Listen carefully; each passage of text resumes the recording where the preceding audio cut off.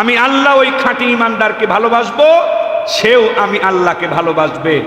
আর খাঁটি ইমানদারের পরিচয় আদিল্লাতিন আলাল মুমিনিনা আইজ্জাতিন আলাল কাফিরিন।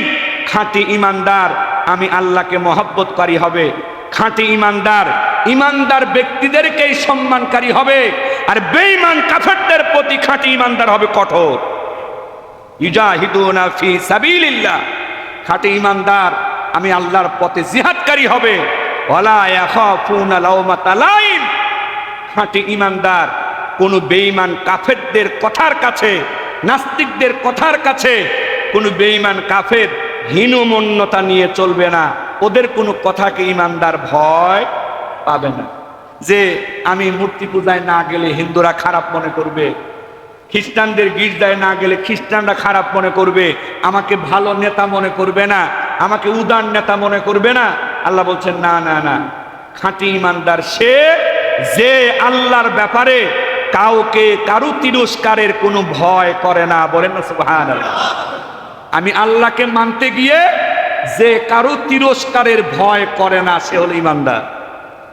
আল্লাহ রাব্বুল আলামিন বলেন ইন্নামা ওয়ালিয়ুকুমুল্লাহু ওয়া রাসূলুহু। তুমি যদি খাঁটি ইমানদার হয়ে থাকো, তোমার এক নাম্বার বন্ধু হলাম আমি আল্লাহ। বলেন না সুবহানাল্লাহ। ওয়া রাসূলুহু। তুমি যদি খাঁটি ইমানদার হয়ে থাকো, তোমার দুই নাম্বার বন্ধু হবে আমার রাসূল। ওয়াল্লাযীনা আমানু। তুমি যদি খাঁটি ইমানদার হয়ে থাকো, তোমার তিন নাম্বার বন্ধু হবে আরেকজন খাঁটি ইমানদার। বলেন সুবহানাল্লাহ। তাহলে ইমানদারদের এক নাম্বার বন্ধু কে? কথা বলে ইমানদারদের এক নাম্বার বন্ধু কে? ইমানদারদের দুই নাম্বার বন্ধু কে? আল্লাহর রাসূল। ভুলে যায় না। ইমানদারের তিন নাম্বার বন্ধু কে? এই বসেন তো, বসেন।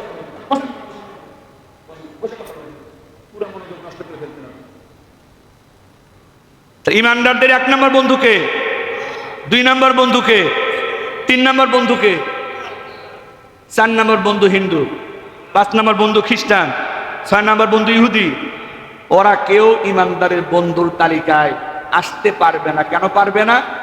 আমার আল্লাহর দুশমন তো আমার বন্ধু হতে, আমার রাসূলের দুশমন তো আমার বন্ধু হতে।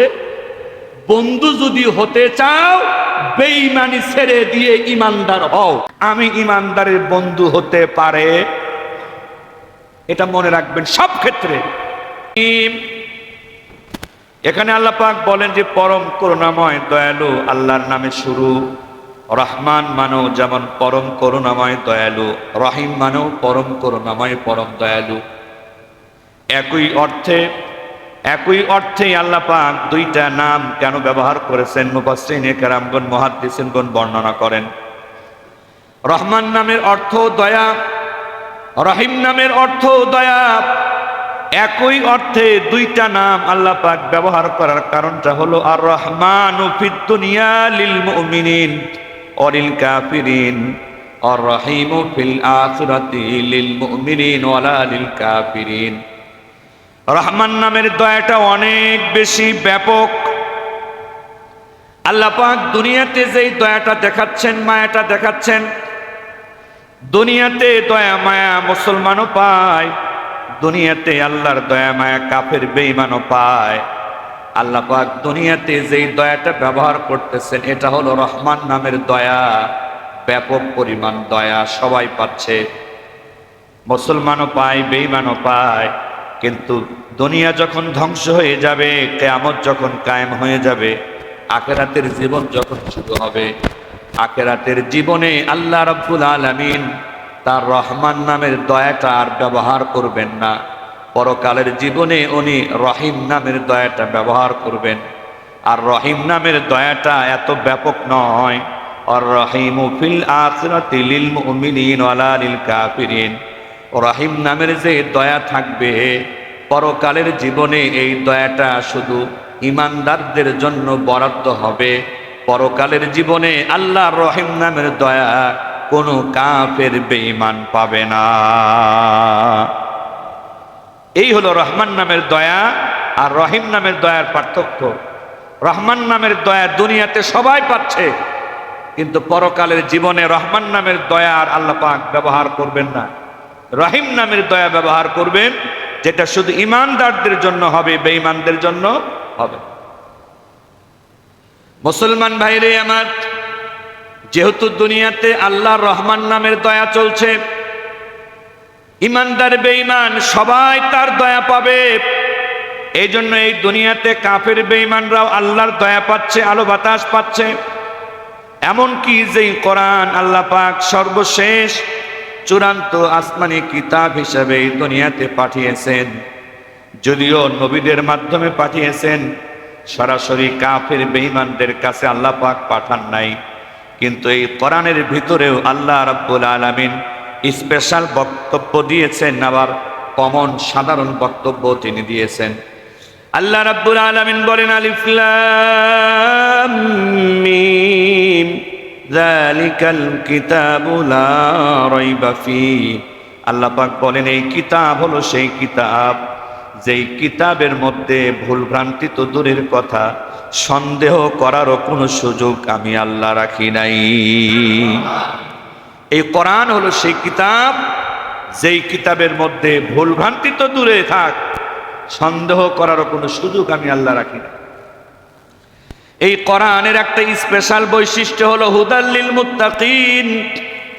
আমার এই কোরআন তাদেরকে সঠিক পথ দেখাবে, যেই মানুষগুলো মুত্তাকি হবে, যারা আমি আল্লাহকে ভয় করবে, আমার প্রতি যারা ঈমান রাখবে, বিশ্বাস রাখবে, এই কোরআন তাদেরকে স্পেশালভাবে সঠিক পথ দেখাবে।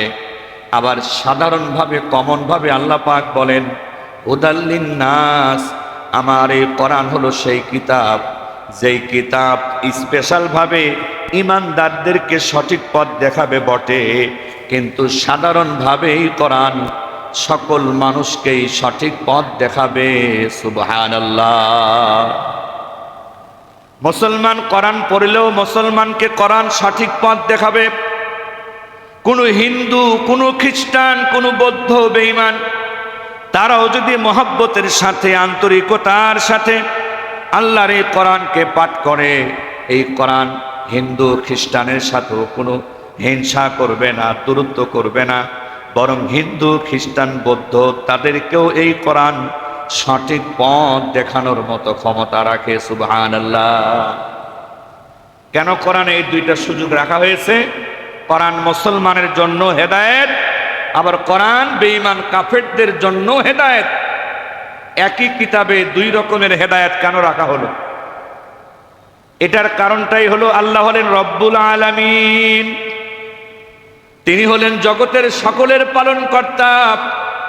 তাকে যে মানে আল্লাহ পাক তারও পালনকর্তা, যে আল্লাহ পাককে মানে না আল্লাহ পাক তারও পালনকর্তা। আল্লাহ পাক যেমন চান মুসলমান জান্নাতে আসুক, জাহান্নাম থেকে বেঁচে যাক, একই রকম ভাবে আল্লাহ পাক সকলের পালনকর্তা হওয়ার কারণে মানুক আর না মানুক, আল্লাহ তাআলা চান হিন্দুরাও যেন জান্নাতে আসে, খ্রিস্টানরাও যেন জান্নাতে আসে, বৌদ্ধরাও যেন জান্নাতে আসে, তারাও যেন জাহান্নাম থেকে বেঁচে যায়। কিন্তু রাস্তা একটা, মুসলমানেরও জান্নাতে যাওয়ার রাস্তা কোরআন। হিন্দু খ্রিস্টান বেঈমান তাদেরও জান্নাতে যাওয়ার রাস্তা হলো কোরআন। কোরআনকে বাদ দিয়ে কোনো মুসলমানও জান্নাতে যাইতে পারবে না। হিন্দু খ্রিস্টান বৌদ্ধ তারাও কোরআনকে বাদ দিয়ে কেউ জান্নাতে যাইতে পারবে না। জান্নাতে যেতে হলে, জাহান্নাম থেকে বাঁচতে হলে আল্লাহর কোরআনের কাছে আত্মসমর্পণ করা ছাড়া কোনো উপায় নাই। মুসলমান ভাইরে আমার, এই হলেন আল্লাহ জগতের সকলের পালনকর্তা। এই জন্য কোরআনে মুসলমানের জন্য হেদায়েত রেখেছেন, বেঈমানের জন্য হেদায়েত রেখেছেন। আল্লাহর আলো বাতাস নিয়ামত মুসলমানও পায়, আল্লাহর আলো বাতাস চন্দ্র সূর্য সকল নিয়ামত কাফের বেঈমানরাও পায়। এই দুনিয়ার কোনো মূল্য আল্লাহর কাছে নাই, দুনিয়ার রাজত্বের কোনো মূল্য আল্লাহর কাছে নাই। আল্লাহর হাদিস শরীফের মধ্যে বর্ণনা করেছেন, একটা মশা মাছি যদি পানির মধ্যে তার পাখাটা ডুবায়, এরপরেও তার পাখায় যতটুকু পানি লাগবে এই এতটুকু পানি সমপরিমাণ দুনিয়ার মূল্য আল্লাহর কাছে নাই। যদি এই দুনিয়ার কোনো মূল্য আল্লাহর কাছে থাকতো, কোনো কাফের বেঈমান এক গ্লাস পানিও পান করার অনুমতি পাইত না। এই দুনিয়ার রাজত্ব, ক্ষমতা, সম্পদের কোনো মূল্য আল্লাহর কাছে নেই। আল্লাহর কাছে দামি জিনিসটার নাম হলো ঈমান। আল্লাহর কাছে দামি জিনিসের নাম কি? ঈমান। যার মধ্যে ঈমানটা আসবে, সে যদি কালো কুচ্ছিত হাফসি গোলাম হয়, তার মর্যাদা হযরত বেলালের মতো আল্লাহ পাক এত বাড়িয়ে দিবেন যে সে দুনিয়ায় কিন্তু জান্নাতে বেলালের হাঁটা চলার জুতার আওয়াজ আল্লাহ পৌঁছায় দিয়েছেন। বেলাল ছিল হাফসি গোলাম, কালো কুচ্ছিত, দাম বাড়িয়েছেন কি পরিমাণ। ঈমান যার মধ্যেই আসবে, ভ্যানওয়ালা হোক, রিক্সাওয়ালা হোক, দিনমজুর হোক, ঠেলা গাড়িওয়ালা হোক, ওই লোকটার মর্যাদা আল্লাহ এত বড় করে দিবেন। ঈমান যদি কোনো হিন্দুর মধ্যে চলে আসে, খ্রিস্টানের মধ্যে চলে আসে, বৌদ্ধের মধ্যে চলে আসে, আল্লাহ পাক মর্যাদার সম্মান কত বাড়াবেন। শুধু পরকালে না, দুনিয়াতেই বাড়াবেন। হযরতে ওমর ফারুক রাদিয়াল্লাহু তাআলা আনহু কাফের থাকা অবস্থায় নবীজির উপরে খুব রাগান্বিত ছিলেন। আবু জেহেলের কথা মতো আল্লাহর রসুলকে হত্যা করার জন্য ওমর খোলা তরবারি হাতে নিয়ে নবীজির দিকে রওনা দিয়েছিল। নবীজিকে সে হত্যা করবে। আগের রাত্রিতে আল্লাহর নবী দোয়া করেছিলেন, ওগো আল্লাহ, মক্কায় দুইজন বড় বীর আছে, একজন বীর হলো ওমর আর একজন বীর হলো আবু জেহেল। সমাজে তাদের বড় প্রভাব আছে, ক্ষমতা আছে। আগের রাত্রিতে নবীজি দোয়া করেছিলেন, আল্লাহ, ওমর এবং আবু জাহালের মধ্যে যাকে তুমি পছন্দ করো, কোনো একজনকে ঈমান দান করে মুসলমান বানিয়ে আল্লাহ মক্কাতে মুসলমানদের শক্তিকে তুমি বাড়িয়ে দাও। নবীজি দুইজনের জন্যই দোয়া করেছিলেন, কিন্তু দোয়াটা আবু জেহেলের জন্য কবুল হয় নাই, হযরত ওমরের জন্য কবুল হয়েছে। কেন? হযরত ওমর নবীজির সঙ্গে শত্রুতা করত, নবীজিকে না চিনে না বুঝে। আর আবু জেহেল নবীজির সাথে শত্রুতা করেছে। আবু জেহেল অনেক শিক্ষিত লোক ছিল, সে জেনে বুঝে, কোরআন যে সত্য কিতাব ছিল, আল্লাহর নবী যে সত্য নবী, এটা স্পষ্টভাবে জানার পরেও সে ঘরের ভিতরে স্বীকার করলেও বাহিরে এসে নবীজির সঙ্গে আবু জেহেল শত্রুতা করত। যেহেতু জেনে বুঝে শত্রুতা করত, এই জন্য আবু জেহেলের জন্য নবীজির দোয়া কবুল হয় নাই। আর ওমর নবীজির সম্পর্কে তার ভালো জানা ছিল না, কোরআন সম্পর্কে ভালো জানা ছিল না, আবু জেহেলের কথা মতো শত্রুতা করত, নিজের জ্ঞানে বুঝে শত্রুতা করে নাই। দোয়াটা কবুল হয়ে গেছে। হযরত ওমর নবীজিকে মারতে গিয়া নবীজিকে আর না মেরে নবীজির হাতে হাত দিয়ে মুসলমান হয়ে গেছে। তাহলে ছিল হলো কাফের বেঈমান, নবীজির দুশমন ছিল হযরত ওমর। কিন্তু যখন ওই ঈমান গ্রহণ করলেন, মুসলমান হলেন, আল্লাহ পাক এই ওমরের মর্যাদা এত বাড়িয়ে দিয়েছেন, এত বাড়িয়ে দিয়েছেন। যত মুসলমান আমরা আছি, কিয়ামত পর্যন্ত যত মুসলমান আসব, নবীগণের পরে অন্য মুসলমানের ভিতরে 1 নাম্বার মুসলমান হযরতে আবু বকর আর 2 নাম্বার মুসলমান হযরতে ওমর। যত কোটি কোটি কোটি কোটি মুসলমান এই পৃথিবীতে কিয়ামত পর্যন্ত আসবে, সকল মুসলমানের ভিতরে হযরত ওমরের জায়গা কয় নাম্বারে? 2 নাম্বারে। কল্পনা করতে পারে মর্যাদা কি পরিমাণ বাড়িয়েছেন আল্লাহ তাআলা। 2 নাম্বার মুসলমান শুধু বানান নাই, এই দুনিয়ার অর্ধ পৃথিবীর রাজত্ব আল্লাহ পাক হযরত ওমরকে দিয়েছিলেন 10 বছর। কয় বছর? এই বাংলাদেশের মতো ছোট একটা রাষ্ট্রের রাজত্ব না, অর্ধেক পৃথিবীর খলিফা ছিলেন হযরত ওমর 10 বছর। যদি মুসলমান না হতেন, ইমানদার না হতেন, এই সম্মান মর্যাদা পাইতেন? কোনদিনও পাইতেন না। এই জন্য ঈমান গ্রহণ করলে, আল্লাহর কাছে আত্মসমর্পণ করলে, তার মর্যাদা শুধু পরকালের জন্য বাড়ে না, দুনিয়ার জন্য বেড়ে যায়। দুনিয়ার জন্য বেড়ে যায়। অনেকে ভয় দেখায়, মুসলমান হলে তুমি দুনিয়াতে তেমন শক্তি সামর্থ্য সম্পদ পাবে না, তোমার অনেক কষ্ট হবে, অনেক মুসিবত হবে, অনেক বিপদে পড়বে, তোমাকে জঙ্গি বলা হবে, তোমাকে যখন তখন রাজাকার বলা হবে, যখন তখন তোমাকে খারাপ বানিয়ে দেওয়া হবে। ভয় দেখানো হয় শয়তানের পক্ষ থেকে। এই ভয় শয়তান মার্কার লোকেরা দেখায়। কথা বলেন ঠিক কিনা? দুনিয়া তো সব সুখের জায়গা না, এটা ইমানদারকে এটা মনে রাখতে হবে। দুনিয়া সব সুখের জায়গা না। দুনিয়াতে আমরা কিছু সুখ পাবো, আবার কিছু দুঃখও পাবো, এটাই দুনিয়ার বৈশিষ্ট্য। আর সকল সুখের জায়গা জান্নাত, এটি দুনিয়াতে নাই, মৃত্যুর পরে। আবার সকল কষ্টের জায়গা জাহান্নাম, যেই কষ্টের শুরু আছে কোনো শেষ নাই, এটাও দুনিয়াতে নাই, এটাও পরকালে, মৃত্যুর পরে। দুনিয়াতে যে কষ্টটা আমরা দেখি, এই কষ্টটাও সামান্য কষ্ট। আবার দুনিয়াতে যে সুখটা আমরা দেখি, এই সুখটাও সামান্য সুখ। মানুষ যখন জাহান্নামে চলে যাবে, জাহান্নামে যাওয়ার সাথে সাথে এই দুনিয়াতে সে যত কষ্টেই থেকে থাকুক না কেন, জাহান্নামের কষ্টে ঢোকার সাথে সাথে দুনিয়ার সমস্ত কষ্টের কথা সে ভুলে যাবে। কেন ভুলে যাবে? কারণ জাহান্নামের কষ্টের সাথে দুনিয়ার কষ্টের কোনো তুলনাই হতে পারে না। আবার যখন কোনো ব্যক্তি জান্নাতে চলে যাবে, দুনিয়াতে সে রাজা বাদশাহ যাই থাকুক না কেন, দুনিয়াতে যত সুখ শান্তিতেই থাকুক না কেন, জান্নাতে ঢোকার সাথে সাথে দুনিয়ার সমস্ত সুখ শান্তির কথা সে ভুলে যাবে। কারণ জান্নাতের সুখ শান্তির সাথে দুনিয়ার সুখ শান্তির কোনো তুলনাই হতে পারে না। মুসলমান ভাইরে আমার, আল্লাহ রব্বুল আলামিন হওয়ার কারণে, জগতের সকলের পালনকর্তা হওয়ার কারণে এই দুনিয়াতে মুসলমানেরও বেঁচে থাকার অধিকার আল্লাহ পাক দিয়েছেন। এই দুনিয়াতে হিন্দু খ্রিস্টান বেঈমানদের বেঁচে থাকার অধিকার আল্লাহ পাক দিয়েছেন। যেহেতু তিনি সকলের পালনকর্তা, এই দুনিয়াতে মুসলমানকেও তিনি ধর্ম পালনের অধিকার দিয়েছেন।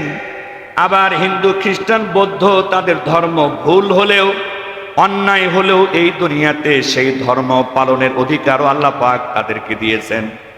দুনিয়াতে জোর করে আল্লাহ পাক নিজেও কাউকে মুসলমান বানান না, আবার কোনো মুসলমানকেও জোর করে কোনো কাফেরকে আল্লাহ পাক মুসলমান বানাতে বলে নাই। সুবহানাল্লাহ। আল্লাহ পাকের পালনকর্তার বৈশিষ্ট্য কত মহান, কত বড়। আল্লাহ রাব্বুল আলামিন বলেন, ইন্নাদ-দীনা ইনদাল্লাহিল ইসলাম, কেবলমাত্র শুধুমাত্র একমাত্র আমি আল্লাহর কাছে পছন্দনীয় ধর্মের নাম হলো ইসলাম। ওমাই ইয়াবতাগি গায়রাল ইসলামি দীনান ফালা ইউকবালা মিনহু ওয়া হুয়া ফিল আখিরাতি মিনাল খাসিরিন। যদি কোনো ব্যক্তি আমি আল্লাহর কাছে ইসলাম ছাড়া উপস্থিত হয়, ইসলামের আদর্শ ছাড়া যদি আমি আল্লাহর কাছে আসে, কোরআন সুন্নাহর আইন কানুন ছাড়া যদি কোনো ব্যক্তি আমার কাছে আসে, কোশ্চিন কালেও ইসলাম ছাড়া অন্য কোনো আদর্শ আমি আল্লাহর কাছে গ্রহণযোগ্য হবে না। ওহুয়া ফিল আখিরাতি মিনাল খাসিরিন। যারা ইসলাম ছাড়া জীবন চালায়, পরিবার সমাজ রাষ্ট্র চালায়, এদের কাল কিয়ামতে অবশ্যই ক্ষতিগ্রস্ত হবে।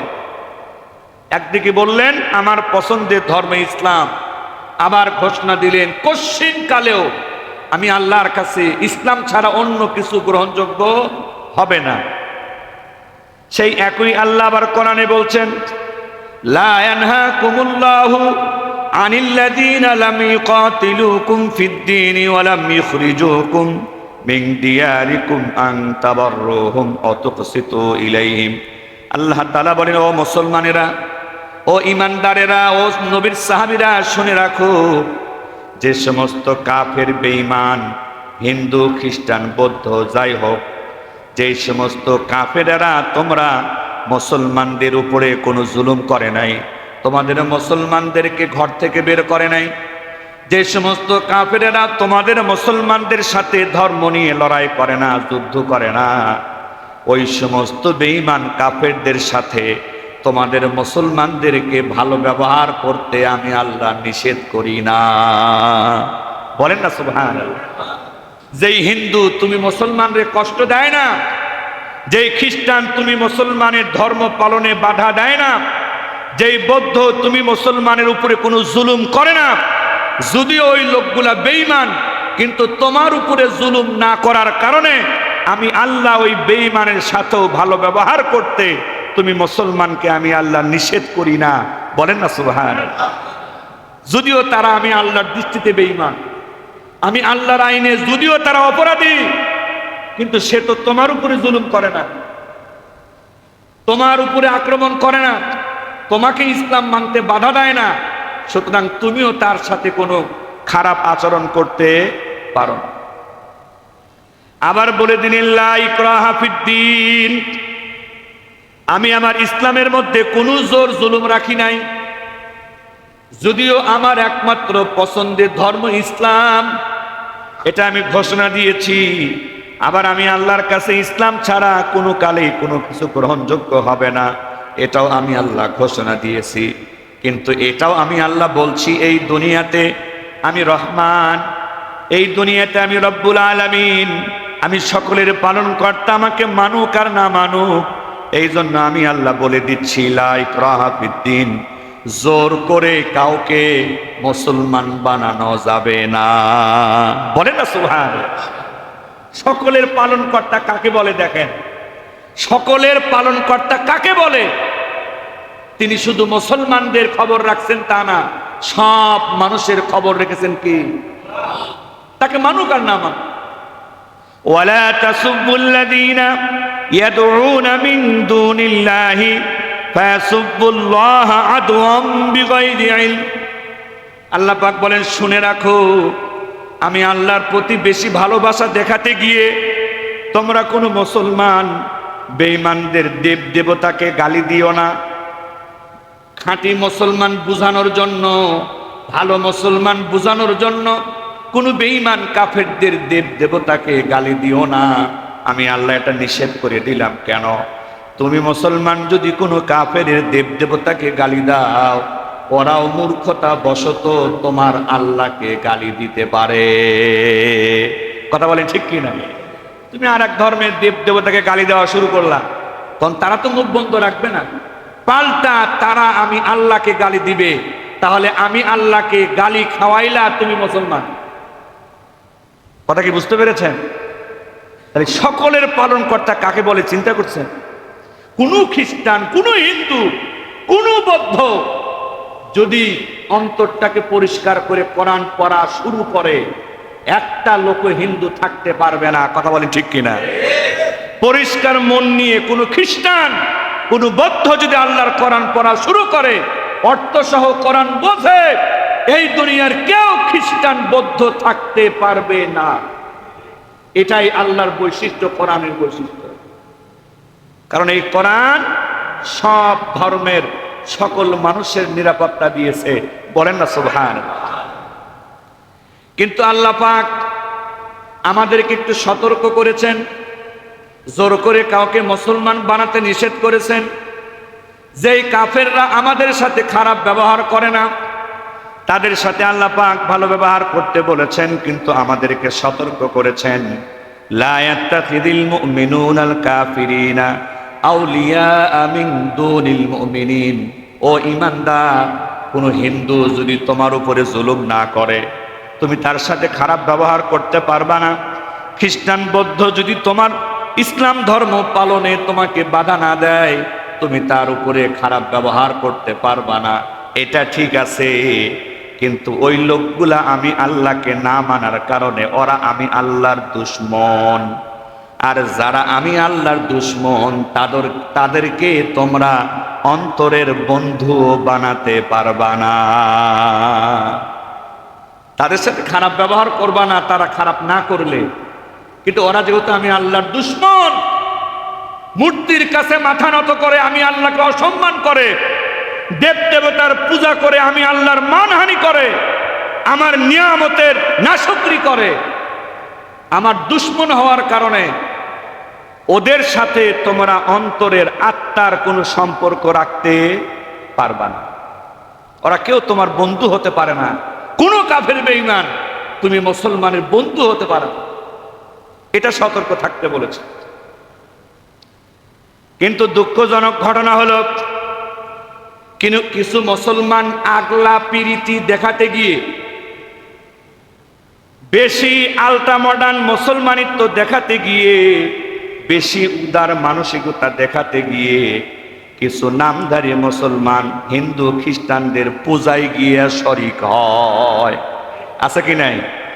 ওদের পূজায় গিয়ে শরিক হয়, টাকা দেয়, পয়সা দেয়। ওদের পূজায় গিয়ে পূজায় বসে থেকে পূজা দেখে, গান বাজনা দেখে, শুভেচ্ছা জানায় এবং এমনও কিছু বক্তব্য দেয় যেই কথাগুলো বলার সাথে সাথে ঈমান চলে যাওয়ার কথা। কেউ গিয়ে ওখানে হিন্দুদের পূজায় গিয়ে মুসলমান নামধারী দুর্গার প্রশংসা করে। আছে কি নাই? দুর্গার ক্ষমতার বর্ণনা করে, ওখানে গিয়ে গীতা পাঠ করে, ওদের প্রসাদ খায়, ওদের গিয়ে প্রশংসা করে। আরে বেক্কেল, যেই জায়গায় তোমার আল্লাহকে অসম্মান করা হচ্ছে, তুমি খাঁটি মুসলমান, কোন আক্কিলে সেই জায়গায় গিয়ে তোমার আল্লাহর অসম্মানের কাজে অংশগ্রহণ করো? কিভাবে করো তুমি? মূর্তি পূজা কি সাধারণ অপরাধ? সব থেকে বড় অপরাধ ইসলামে হলো শিরক। সব থেকে বড় অপরাধ কি? শিরক মানে আল্লাহর ক্ষমতা কাউকে দেওয়া। মূর্তিদেরকে কার ক্ষমতা দেওয়া হয়? আল্লাহর ক্ষমতা। এর চাইতে বড় কোনো অপরাধ নাই। এটা ওরা করতেছে, এই দুনিয়াতে আল্লাহ ওদেরকে সুযোগ দিয়েছেন। আল্লাহকে মানতেও পারে, নাও মানতে পারে, কিন্তু তুমি যেহেতু আল্লাহকে মানো, স্বীকার করো যেই মূর্তি পূজা ডাইরেক্ট তোমার আল্লাহর বিরুদ্ধে, তুমি সেখানে গিয়া হাসি খুশি দেখাবা, আবার বলবা আমি খাঁটি মুসলমান। তোমার মতো বাটপার মুসলমান আল্লাহর কোনো দরকার নাই। এটাই অনেকে বোঝে না। আরে ভাই, তার ধর্ম সে পালন করবে, এই অনুমতি আল্লাহ দিয়েছেন। রাষ্ট্রটাকে নিরাপত্তা দিবে, রাষ্ট্রের র্যাব পুলিশ যারা আছে তারা নিরাপত্তা দিবে। তুমি মুসলমান ওই জায়গায় কেন যাও যেই জায়গায় তোমার আল্লাহকে অসম্মান করা হয়, বেইজ্জতি করা হয়, অপমানিত করা হয়? আবার যায় তো যায় দুনিয়ার ক্ষমতার লোভে, ভোটের লোভে, রাজনীতির লোভে এমন কথা বলে মনে হয় ওই হিন্দুর দোয়া ছাড়া ও এমপি হতে পারবে না। এরকম বাটপার নেতা আছে কি নাই? কেউ কেউ দেখলাম টুপি মাথায় দিয়েও গেছে, পাঞ্জাবি গায়ে দিয়েও গেছে। লজ্জা করা উচিত এই লোকগুলা। তোর কিসের রাজনীতি? ভণ্ডামির রাজনীতি। তুমি তোমার এলাকা যদি জনপ্রতিনিধি হয়ে থাকো, মাতব্বর হয়ে থাকো, এলাকার হিন্দুদেরকে ডাক দিয়ে তুমি সান্ত্বনা দিতে পারো যে তোমাদের কোনো ভয় নাই, টেনশন নাই, তোমরা তোমাদের পূজা করো, তোমাদের কোনো সমস্যা হলে আমাদেরকে জানায়ও। এটা আপনি আপনার কাছে ডাক দিয়ে বলে দিবেন। ওর পূজার মন্দিরে গিয়ে ওখানে গিয়ে বসে আপনাকে কথা বলতে হবে কেন? জায়গাটা এমন, নবীজি হাদিস শরীফে বলেন, যেখানে মূর্তি পূজা চলতে থাকে সেকেন্ডে সেকেন্ডে সেখানে আল্লাহর গজব করতে থাকে। যতক্ষণ মূর্তি পূজা চলতে থাকে সেখানে কি অবতীর্ণ হয়? আল্লাহর রহমত না গজব? আপনি ওখানে 1 মিনিট দাঁড়ানোটাও তো গজবের অংশ বানান। কেন করবেন আপনি? এটা বুঝে আসে না। মুসলমান যদি হয়ে থাকেন, আল্লাহ পাক একদিকে সব ধর্মের মানুষের নিরাপত্তা দিয়েছেন, আর একদিকে সতর্ক করেছেন যে আপনার আগুন আর পানি যেমন এক হয় না, ঈমানদার আর বেঈমানের অন্তরের সম্পর্ক হতে পারে। আল্লাহ রাব্বুল আলামিন বলেন, ইয়া আইয়ুহাল্লাযীনা আমানু, হে আমার বিশ্বাসী বান্দারা, মাইয়ারতাদ্দা মিনকুম আন দীনিহি, তোমাদের কোন ঈমানদার যদি ইসলামকে বাদ দিয়ে দাও, কোন মুসলমান যদি ইসলামকে ছেড়ে দাও, ফাসাউফা ইয়াতিল্লাহু বিকওমি ইউহিব্বুহুম ওয়া ইউহিব্বুনা, যে ঈমান ছেড়ে দিয়ে বেঈমানের সাথে মিশবা, মুসলমানিত্ব ছেড়ে দিয়ে কাফেরদেরকে যারা বন্ধু বানাবা, ধীরে ধীরে যারা ইসলাম থেকে বের হয়ে যাবা, এমনটা মনে করো না তুমি আমার ইসলামে না থাকলে আমি আল্লাহর কোনো ক্ষতি হয়ে যাবে, এমনটা মনে করো না। তুমি ইসলামে না থাকলে আমি আল্লাহর ক্ষমতা কমে যাবে, তুমি নেতা মুসলমান না থাকলে আমি আমার ইসলাম দুর্বল হয়ে যাবে, এটা মনে করো না। তোমাকে দিয়ে আমার ইসলাম চলে না, ইসলাম দিয়ে তুমি চলতে পারো। কোন ব্যক্তির জন্য আল্লাহর ইসলাম কি ঠেকায় পড়েছে? ফাসাউফা ইয়াতিল্লাহ, যদি তুমি ইসলাম থেকে বের হয়ে যাও, ওই জায়গায় তোমার পরিবর্তে অন্য কাউকে ইসলাম দিয়ে আমি আল্লাহ পাঠিয়ে দিব। আমি আল্লাহ ওই খাঁটি ইমানদারকে ভালোবাসবো, সেও আমি আল্লাহকে ভালোবাসবে। আর খাঁটি ইমানদারের পরিচয় আদিল্লাতিন আলাল মুমিনিনা আইজ্জাতিন আলাল কাফিরিন। খাঁটি ইমানদার আমি আল্লাহকে মহব্বতকারী হবে। খাঁটি ইমানদার ইমানদার ব্যক্তিদেরকেই সম্মানকারী হবে, আর বেঈমান কাফেরদের প্রতি খাঁটি ইমানদার হবে কঠোর।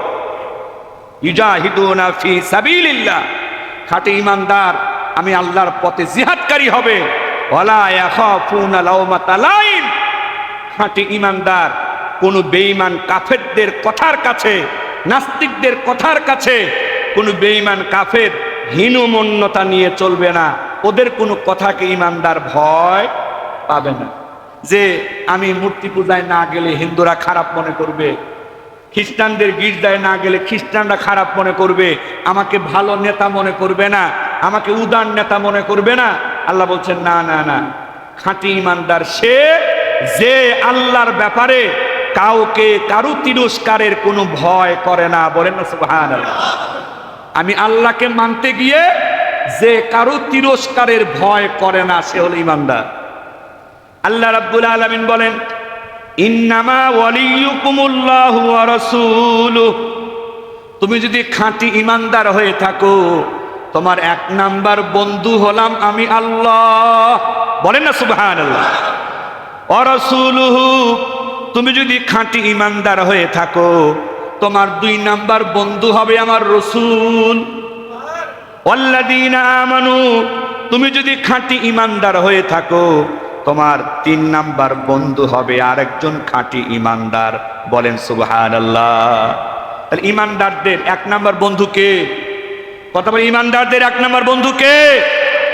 ইমানদারদের দুই নাম্বার বন্ধু কে? আল্লাহর রাসূল। ভুলে যায় না। ইমানদারের তিন নাম্বার বন্ধু কে? এ বসেন তো, বসেন।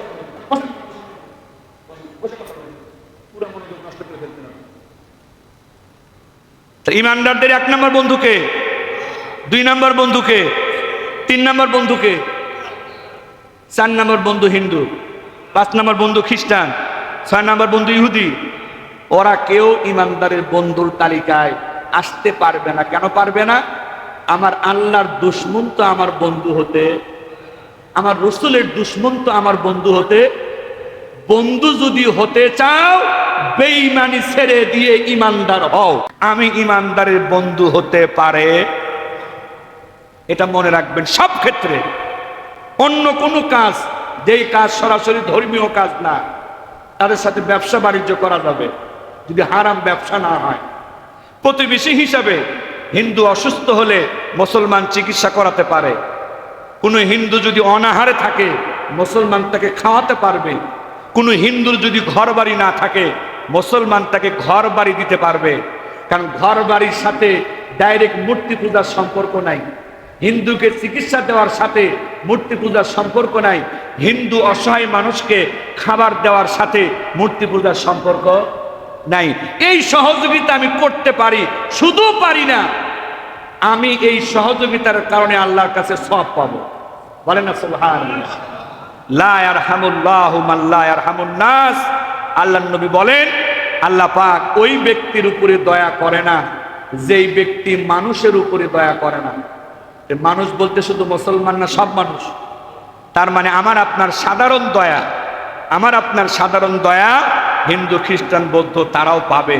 শুধুমাত্র তাদের যেই কাজগুলো আল্লাহর সাথে দুশ্মনী, ওই কাজগুলোর সাথে আমরা বন্ধুত্ব করতে পারবো না। আল্লাহ পাক আমাদের সকলকে বোঝার তৌফিক দিন, বলি আমিন।